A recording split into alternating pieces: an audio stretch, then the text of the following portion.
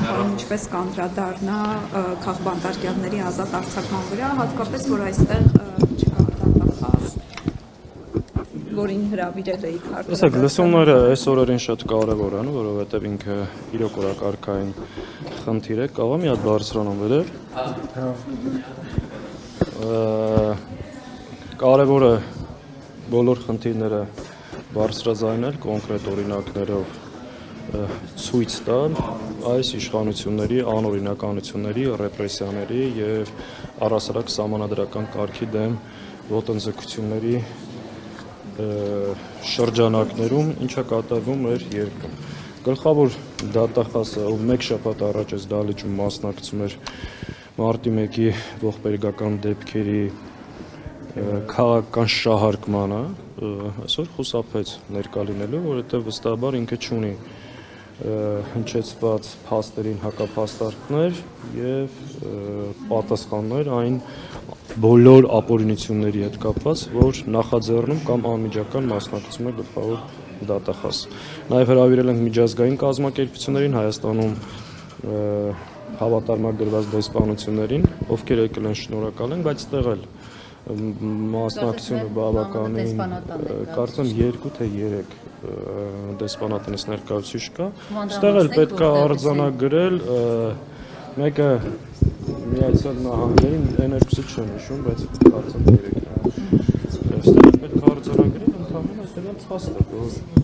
խուսափել են գան եւ մոտիկից ծանոթանան Հայաստանի ժողովրդավարության իրական պատկերին, չնայած մենք ստերի զեկույցները եւ արձանագրությունները իրենց ուղարկել ենք։ Իշխանությունների այսպես սեռագիրը տեսնում եք, այստեղ որ ասենք խորհուրդ տված լինեն, պետք չի գնալ, թե ամեն դեպքում իրենք այսպես դեսպանատները։ Այստեղ հստակ տեսնում ենք երկակի ստանդարտ եւ մենք միշտ պետք է հիշենք, երբ որ ոստիկանությունը ցուցարարների վրա կրակ բացեց եւ 100-ից ավել վիավորներ քաղաքացիների շրջանում տեղ ունեցավ, Ձևամիության Հայաստանի ներկայացուցիչը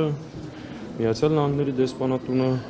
ողջունեցին ուժային կառույցներին համաչափ քայլերի եւ գործողությունների համար։ Սա երկակի ստանդարտ է, որը վերջին տարիներին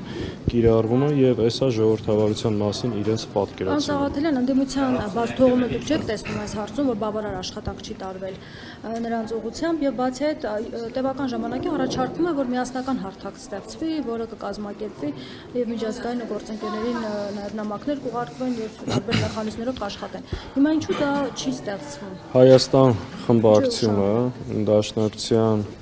Հայդատի գրասենյակները եւ մեր բոլոր արտաքին կապերով բարբերաբար Հայաստանում տեղ ունեցած բռնաճնշումների, ապօրինությունների,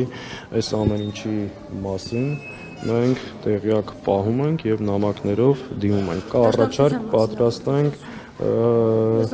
մենք չենք առանձնացնում։ Իսկ ինչ վերաբերում է ընդդիմության ընդհանուր հարթակի միասնական ճակատով պայքարելու հետ կապված, ես մի ամբողջական առաջարկություն եմ հնչեցրել ու դա ոչ միայն առաջարկություն է, այլ նաև դրան հետևելու են քայլեր եւ գործողություններ։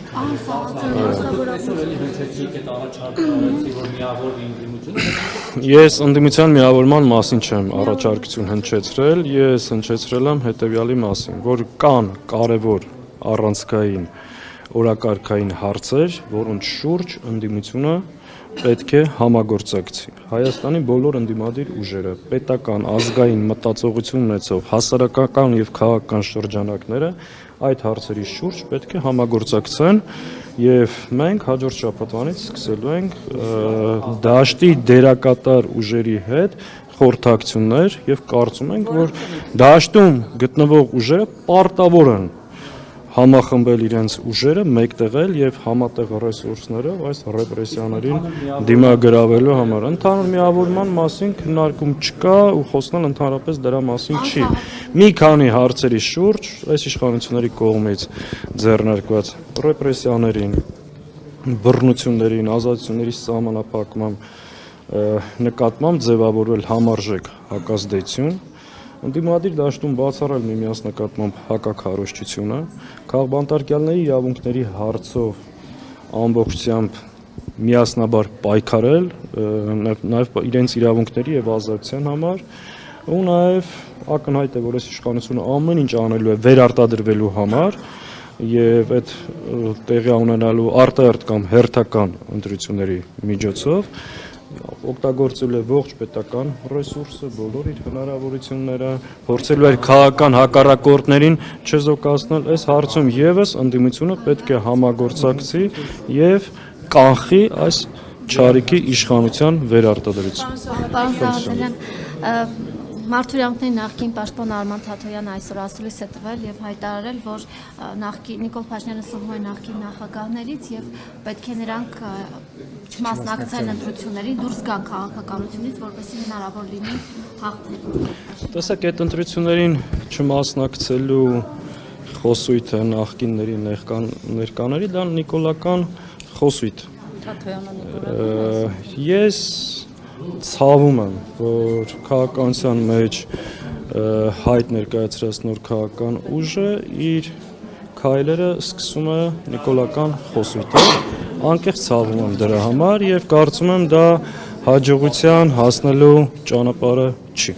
Սաղաթելյան, կարող եք լուսավորել հանրությանը Արման Թաթոյանի հետ կապված որոշակի խոսակցություններ կային, որ ընդդիմադիրները նրան են դիտարկել որպես միասնական թեկնածու պայքարի ժամանակ, պայքարի օրերին։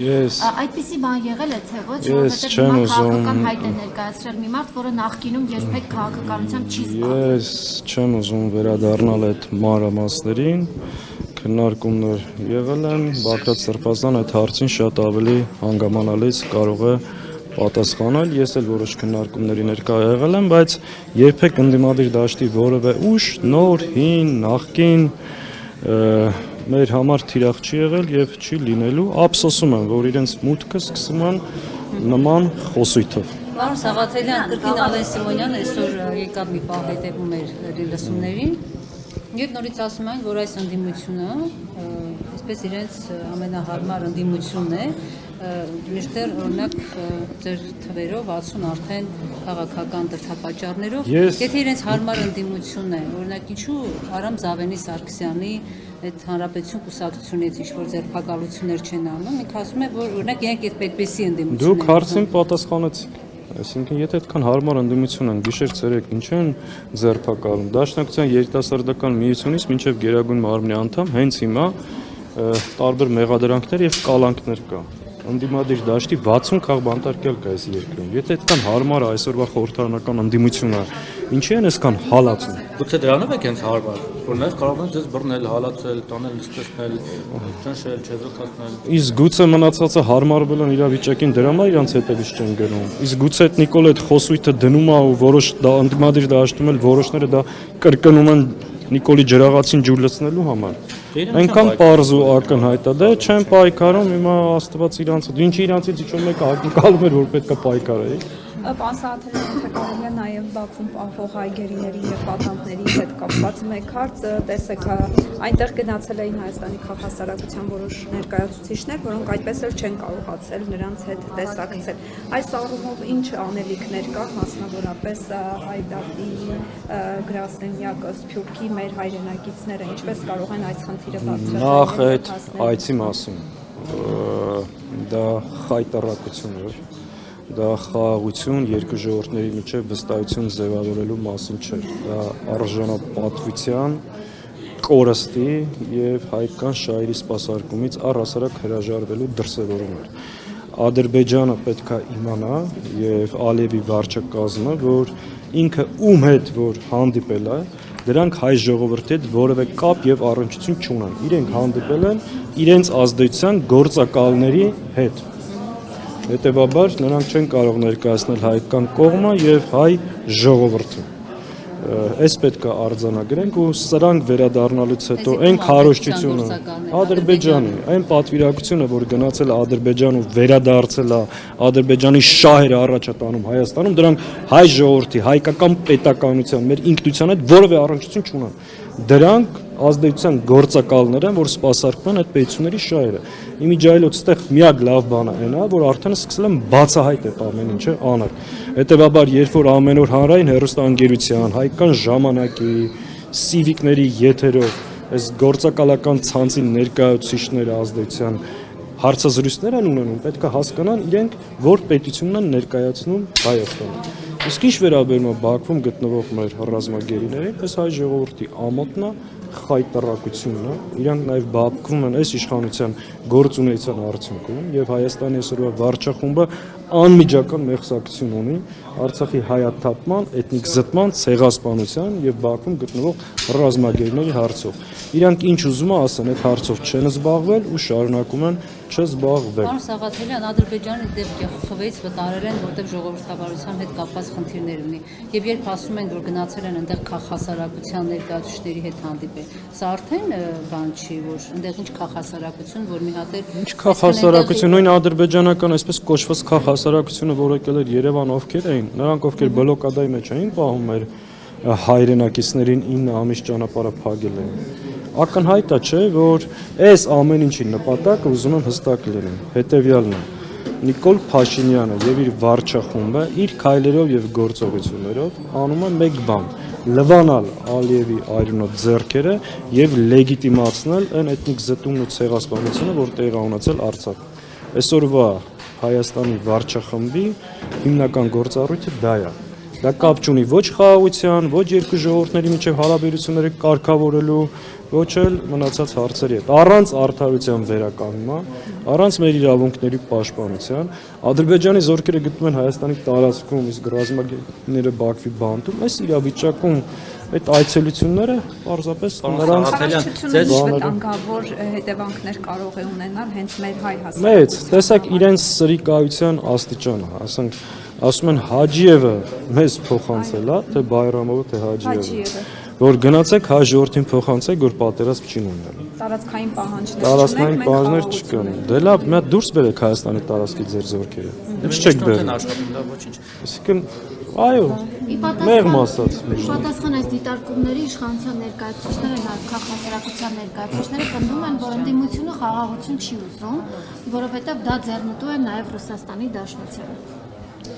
Դրանք կրկին թուրքական քարոզչական թեզեր են, որ ներմուծում են մեր հասարակության մեջ։ Ակնհայտ է, որ Հայաստանի գործող վարչախումբը փորձում է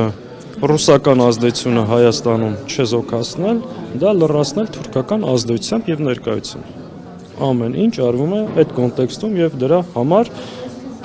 այդ նպատակ։ Պարոն Սաղաթելյան, ես հիշում եմ, ինչ դուք ստեղ պատգամավոր եք, այսինքն 21 թվականից հետո